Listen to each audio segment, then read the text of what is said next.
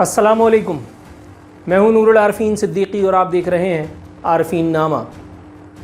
DGISPR यानी बाल्फाज़ दीगर बड़े साहब की एक तमन्ना, एक हसरत नातमाम के बारे में है ये एपिसोड। अब से कुछ देर कबल शाम के वक्त में एक धुआंधार सी प्रेस कॉन्फ्रेंस कौम ने देखी। एक्शन सस्पेंस थ्रिलर कौम के सामने पेश किया गया बशुक्रिया ISPR। प्रेस कॉन्फ्रेंस थी खुद DGISPR की, तो ज़ाहिर है शोर शराबा ज़्यादा ही होना था। DGISPR साहब ने साने 9 मई से अपनी बेजारी का इजहार फरमाते हुए इस एक प्रेस कॉन्फ्रेंस में जिस हसरत का इजहार किया, आला अदलिया ने जो है वो बिल्कुल उससे उलट जा कर के एक काम किया है। DGISPR साहब ने अपनी हसरत का इजहार फरमाया कि 9 मई कोई ढकी छुपी चीज़ नहीं, ये करने और करवाने वालों को सज़ा देनी पड़ेगी। ओहदे में मेजर जनरल हैं, कोई हल्का आदमी भी नहीं है, DGISPR हैं, तब तो आप समझ ही लीजिए। लेकिन न जाने हमारी इन्वर्टेड कॉमास में आज़ाद अदलिया को क्या सूझी कि इस प्रेस कॉन्फ्रेंस से ठीक 24 घंटे पहले इस्लामाबाद कह रहा हूँ, लाहौर में इंसदाद दहशतगर्दी की अदालत के एक जज ने, उन्होंने अदलिया की आज़ादी का सबूत देते हुए एक नहीं दो नहीं पूरे 13 मुल्जिमान को ज़मानत दे करके और फारिग कर दिया। अल्लाहु अकबर। ये कौमी मफाद वालों को मेरे ख्याल है 24 घंटे पहले की ये ख़बर अभी तक उन तक पहुंची नहीं है। मैं इस खबर के कुछ मंदरजात आपके सामने पेश करके फिर DGISPR की जानिब आता हूँ। खबर के मुताबिक लाहौर की इंसदाद दहशतगर्दी अदालत ने जिना हाउस हमला केस में, ये जिना हाउस हमला केस नहीं है, ये दरअसल कोर कमांडर हाउस हमला केस है। जिना हाउस इसकी कवरिंग की जा रही है, मीडिया भी ज़ाहिर के इशारों पे नाच रहा है, तातैया कर रहा है। कोर कमांडर ने कब्जा किया हुआ था जिना हाउस पे, तो जिना हाउस पे हमला कहाँ से हो गया? वो कोर कमांडर हाउस पे हमला था सीधे सीधा, जिस कोर कमांडर को आपने टर्मिनेट भी किया फिर इमरानडू होने के जुर्म में। बहरहाल गिरफ्तार 13 मुल्जिमान की ज़मानतें मंजूर फरमा ली। इंसदाद दहशतगर्दी अदालत के जज अरशद जावेद ने मुकदमे की समाअत की। ज़मानतें पाने वालों में मुल्जिम समर खान, अब्दुर्रहमान, सैफुल्लाह, नासिर खान समेत दीगर अफराद शामिल हैं।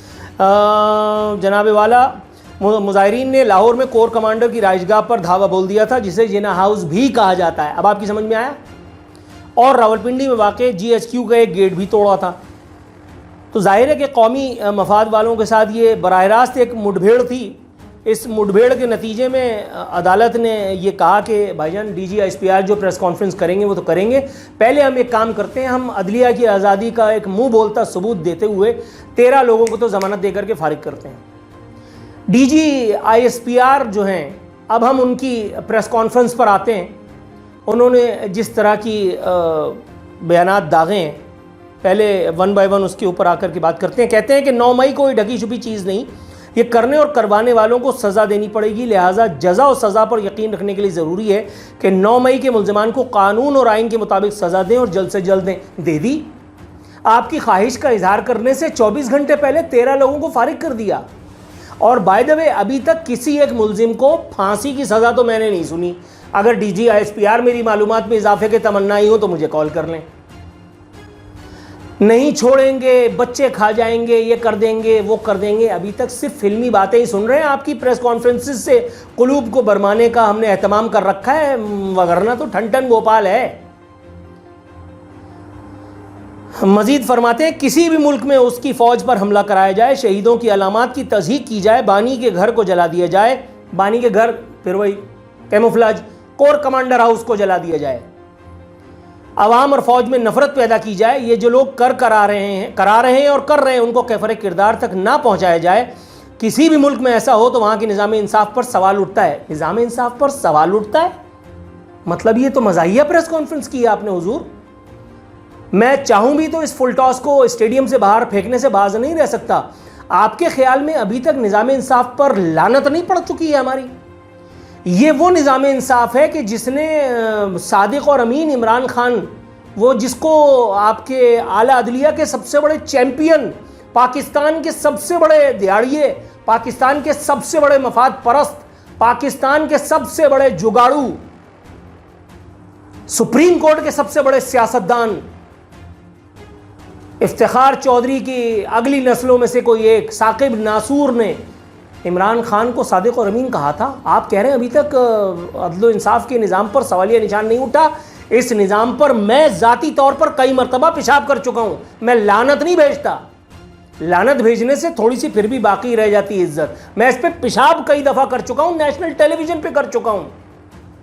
ये वही आपकी निज़ाम इंसाफ है ना जिसमें ईडन हाउसिंग का जो डॉक्टर अमजद था, उसने अपने बेटे की शादी इफ्तिखार चौधरी काणे दज्जाल की बेटी से करवा दी थी, या उसकी बेटे की उसकी बेटी कोई ऐसी रिश्तेदारी थी, बहरहाल समझी था ईडन हाउसिंग वाला इफ्तिखार चौधरी, चीफ तेरी बेटी के यार बेशुमार बेशुमार, वो आला अदलिया का सबसे बड़ा काणा दज्जाल, जिसकी वजह से मुशर्रफ अंकल की नौकरी चली गई थी। सर आप थे उस वक्त, मेरे ख्याल है सर्विस में तो होंगे उस वक्त, वरना अचानक से मेजर जनरल तो कोई नहीं बन जाता।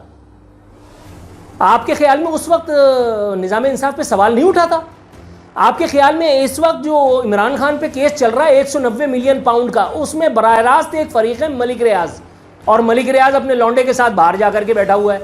आप उस वक्त मेरा ख्याल है आपको मालूमात पूरी दी नहीं गई हैं, ये बिलावजह आपको फुटबॉल बना करके और हमारे सामने खड़ा कर दिया गया है। सर होमवर्क पूरा नहीं था आपका, मतलब गज़ब खुदा का।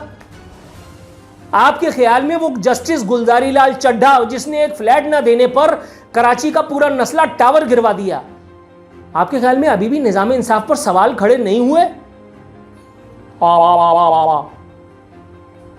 आपके प्रोटोकॉल को देख करके नहीं कर रहा हूं, वरना मैं कुछ और करता। गज़ब खुदा का।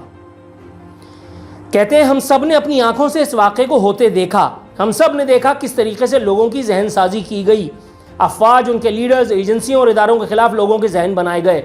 हमने देखा किस तरह कुछ सियासी लीडर्स ने चुन चुन कर बताया कि यहाँ हमला करो। हमने देखा सिर्फ फौजी तनसीबात पर हमले कराए गए, और जब सब कुछ खुलकर सामने आ गया तो प्रोपेगेंडा शुरू किया गया कि ये फॉल्स फ्लैग ऑपरेशन है। मैं उस वक्त बोल्ड टेलीविज़न में, नेशनल टेलीविज़न पे बैठ करके और यही सारी बातें ऑन एयर किया करता था।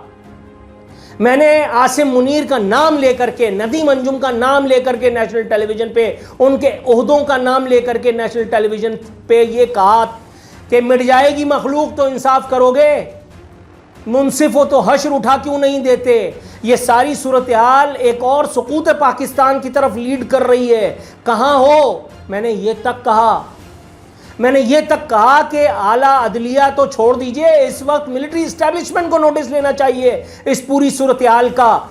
जिस जुर्म में मुझे घर आकर के अपनी नौकरी को त्याग करके बैठना पड़ा, लेकिन DGISPR की नौकरी लगी रही, आसिम मुनीर साहब की नौकरी लगी रही, बल्कि उसको तो फल फूल लगे हुए हैं। नदीम अंजुम साहब की नौकरी अभी तक बदस्तूर चल रही है। नदीम अंजुम साहब के जो डिप्टी DG थे, अलबत्ता उनको नौकरी से निकाल दिया गया, सिर्फ इतनी सज़ा दी गई है। इमरानडूज फौजियों को सिर्फ इतनी सज़ा दी गई है। भाईजान ये अचानक से तो नहीं हुआ। इमरान खान एक नासूर है इस मुल्क और मिल्लत का, आप आधा सच बता रहे हैं। पूरा सच ये है कि उसको पाक फौज ने तैयार किया था। पूरा सच ये है कि उसको कोर कमांडर्स की माहियत में तैयार किया गया था। पूरा सच ये है कि उस एक मलाउन को माइकल जैक्सन चश्मा पहना करके, जो 9 मई का मेहमान था जनरल बाजवा मनूस, उसको आपके आर्मी चीफ बराबर में बिठाए हुए थे यौम शोहदा पर। तो आपकी आला अदलिया खिल्ली क्यों नहीं उड़ाएगी? यूथी आपका मजाक क्यों नहीं उड़ाएंगे? जनाबे वाला, मेरा खमीर भी पब्लिक रिलेशंस की मैदान से उठा है। अगर आप ये प्रेस कॉन्फ्रेंस करने से पहले मुझसे बात कर लेते तो मैं आपको मशवरा देता कि आप जाकर के कहीं लूडो खेलें, कैरम खेलें, ताश की कोई बाजी खेलें, ये प्रेस कॉन्फ्रेंस ना करें। Full toss. उन्होंने फरमाया हम जुडिशल कमीशन के लिए तैयार हैं, लेकिन कमीशन फिर तह तक जाए। कमीशन ये अहाता करे कि 2014 के धरने के मकासद क्या थे। पार्लियामेंट PTV पर हमले का अहाता किया जाए। किस तरह लोगों को ये हिम्मत दी गई, ये उनसर डाला गया कि रियासत के खिलाफ खड़े हों, सिविल नाफरमानी करें, बिजली के बिल जलाएं। हुजूर ये तो आपके खिलाफ, आपके इदारे के खिलाफ FIR है। ये तो पाक फौज के ताउन से हुआ था। आप इसको झुटला नहीं सकते। कुरान लेकर के आप भी बात कीजिए और मैं भी करता हूं। मैं कुरान झूठा नहीं उठाऊंगा, चाहे मेरे सामने आर्मी चीफ का बाप भी खड़ा हुआ हो, इमाम काबा मेरे सामने खड़ा हो, मैं ऐसी की तैसी में जाए, मैं कुरान झूठा नहीं उठाऊंगा। आप कुरान उठा करके कह दिए कि पाक फौज ने, राहिल शरीफ ने, क्या नाम है उसका, क्या नाम था यार इससे पहले, बाजवा ने इसकी परवरिश नहीं की थी, इस एक मूजी फितने की, PTI की, इमरान खान के धरने की। आप ईमानदारी से कह दिए कि आपके जो DG ISI थे फैज़ हमीद, उनका असर रसूख इमरान खान के फितने को इतना बड़ा करने में कामयाब की वजह नहीं था। सर कोई खुदा का खौफ करें। हमें आसिम मुनीर नदीम अंजुम को जान नहीं देनी है, हमें अल्लाह रब्बुल इज़्ज़त के हुजूर पेश होना है, जहां कोई डीजीपीजी नहीं होगा, जहां कोई एंकर शैंकर नहीं होगा, सब आम इंसानों की तरह पेश किए जाएंगे। अल्लाह की पनाह, तौबा इस्तग़फ़ार। ये तो आप अपने खिलाफ केस फाइल करने के लिए आ गए थे। आप कह रहे हैं कि ये 2000 धरने से मतलब भाई फिर फैज़ हमीद वाली वो जो अभी उसको क्लीन चिट दी है, वो जो चीफ जस्टिस बैठा हुआ चीख रहा है, उसके ऊपर भी बात करो। फैज़ हमीद को क्लीन चिट कैसे दे दी गई फैज़ाबाद धरने में? आप फरमा रहे हैं कि जुडिशल कमीशन इस बात का अहाता करे, वो ये देखे कि IMF को किस तरह खतूत लिखे गए, लॉबिंग की गई कि पाकिस्तान को दिवालिया होने दिया जाए, उसे पैसा ना दिया जाए। कमीशन आता करे कि कहां से फॉरेन फंडिंग आ रही थी, कहां जा रही थी, कौन लोग थे जो सोशल मीडिया पर इदारों के खिलाफ नफरत फैला रहे थे। अगर हमने इन चीज़ों का अहाता नहीं किया तो 9 मई तो, और नहीं किया तो 9 मई को होना था। मैं नेशनल टेलीविजन पर बैठ करके बहुत पहले कह चुका था, मैंने तो सुकूत पाकिस्तान की पेशन गोई कर दी थी माज़अल्लाह। नेशनल टेलीविजन पे निकालें रिकॉर्ड आर्काइव की, चेक करें बोल टेलीविजन का। मैं ऑन एयर में ये बात कह चुका हूं आरफीन नामा के सेगमेंट में। मैंने तो सुकूत पाकिस्तान, एक और सुकूत पाकिस्तान की बात की थी। आप तो 9 मई को रो रहे हैं। और भाई 9 मई से अगर आप बेजार हैं तो फिर आप ये भी तो तय करें कि जनरल बाजवा के और जनरल फैज़ हमीद के होते हुए इमरान खान पर फॉरेन फंडिंग के केस का फैसला क्यों नहीं आया। आप ये तो तय करें कि जनरल बाजवा और जनरल फैज़ हमीद के होते हुए इमरान खान वज़ीर आज़म कैसे बन गया। वज़ीर आज़म बन गया तो उसको इतनी खुली छूट कैसे दे दी गई, उसने CPEC का मंसूबा कैसे सत्यानाश कर दिया, कोरोना की आड़ में जो दिहाड़ियां लगाई गई थी वो कैसे लगी। आप सिर्फ IMF के खत को रो रहे हैं, और भाई उसके पाकिस्तान दुश्मन होने की और बहुत सारी चीजें हैं। आपकी नज़र मेरा ख्याल है थोड़ा सा चूक रही है हुजूर। DGISPR फरमाते हैं अगर 9 मई को करने और करवाने वालों को कानून के मुताबिक सज़ा नहीं दी गई तो किसी की जानो माल, इज़्ज़त और आबरू महफूज नहीं होगी।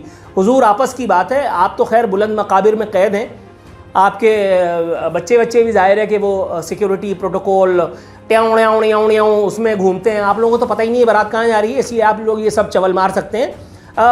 पाकिस्तान में किसी की जान माल, इज़्ज़त और आबरू महफूज नहीं है। ला इलाहा इल्लल्लाह मुहम्मदुर रसूलुल्लाह, कसम है मुझे खुदाए इस वाहिद की इज़्ज़त और आबरू की, पाकिस्तान में किसी का जान माल, इज़्ज़त और आबरू महफूज नहीं है।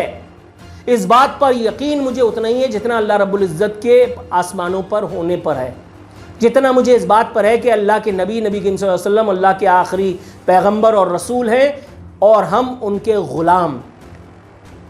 हमें बख्शवाने के लिए नबी करीम सल्लल्लाहु अलैहि वसल्लम की शिफात जो उनको अल्लाह रब्बुल इज़्ज़त की परमिशन से मिलेगी, सिर्फ वही काम आएगी। किसी आजवा, किसी बाजवा, किसी आसिम मुनीर, किसी नदीम अंजुम का, किसी DGISPR की कोई पर्ची वहाँ काम नहीं आएगी।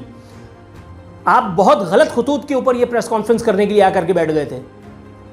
सर नेशनल मीडिया को तो आपने कंट्रोल कर लिया। मैं किसी टेलीविजन चैनल पे नहीं बैठा, किसी जगह वसीम बादामी बैठ के वो वसीम क्या मासूमाना सवाल कर रहा है, किसी जगह खानजादा बैठ करके वो भवों को उचका करके वो अदाकारी कर रहा है, किसी जगह वो CIA का एजेंट हामिद मीर बैठ करके वो गुमशुदा लापता अफराद का जो है वो अपनी दिहाड़ी लगा रहा है।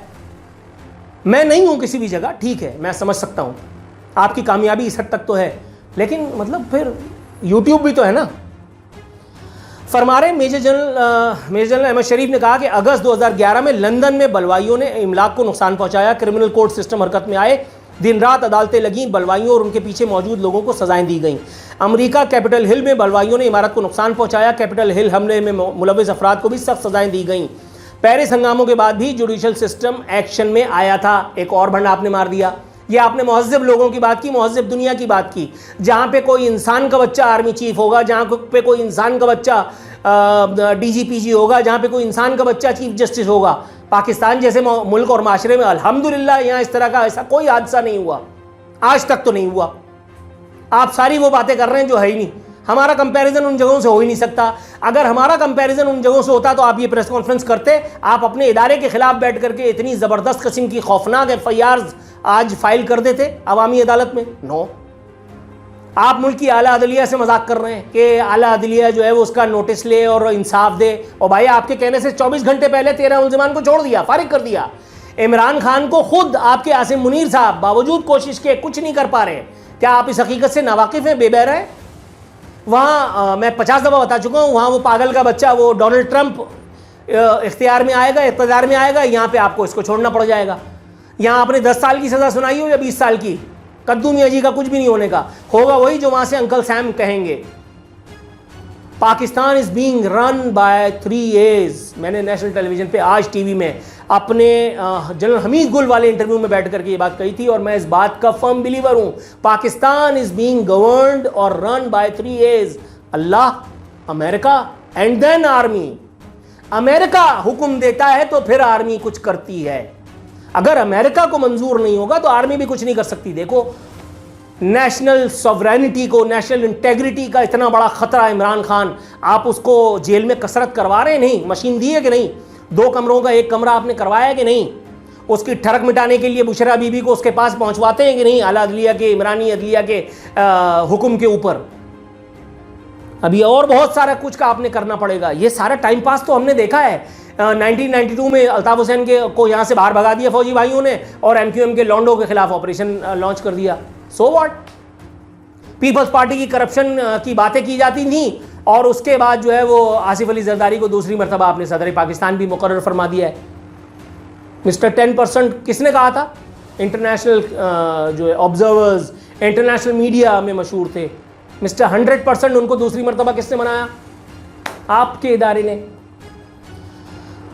काम एक काम की बात उन्होंने की है, एक प्रोपेगंडे का मुंह तोड़ जवाब दिया उन्होंने। जो वाहिद अच्छी बात मुझे आज की प्रेस कॉन्फ्रेंस में लगी, उन्होंने फरमाया इंतशारी टोले से बातचीत नहीं हो सकती, 2 टोक ऐलान। इंतशारी टोला कौम से माफ़ी मांगे और तामीरी सियासत करे। अब ये आपने फिर एक बंड मार दिया। इंतशारी टोला कौम से माफ़ी मांगे नहीं, इंतशारी टोला जनरल बाजवा, जनरल फैज़ हमीद कौम से माफ़ी मांगे। पाक फौज की आला तरीन क़यादत तायब हो, अपनी इस तजुर्बात की फैक्ट्री को मज़ीद रन न करने का ऐलान, वाशगाफ ऐलान कर दे। ये बता दे कि हम अब वज़ीर आज़मों को तैयार करना और उनको घर भेजने का सिलसिला मौकूफ़ कर रहे हैं। जहन्नम में जाए सियासत। जब तक ये काम नहीं होगा हुजूर, ये सब आपकी ख्वाहिशात हैं नन्ही मुन्नी, ये इन ख्वाहिशात का होना माना कुछ भी नहीं है। तामीरी सियासत इमरान खान से कह रहे हैं, कोई खुदा का खौफ करें आप। एक और फुल टॉस उन्होंने दिए, कह रहे हैं आज़ादी इज़हार के पीछे छुपकर मुल्की सिक्योरिटी दाव पर लगाने की इजाज़त नहीं दे सकते। चलिए मैं आपको इसी एक प्लेटफॉर्म से आरफीन नामा की वसातत से आपको दावत देता हूँ। ज़रा मेरे इंटरनेशनल नेशनल जितने भी बैंक अकाउंट्स हैं उनको खंगाल लीजिए, ज़रा चेक कर लीजिए कि मैं किस एजेंडे की तकमील के लिए आप पर यह तनकीद तबर्रा कर रहा हूँ।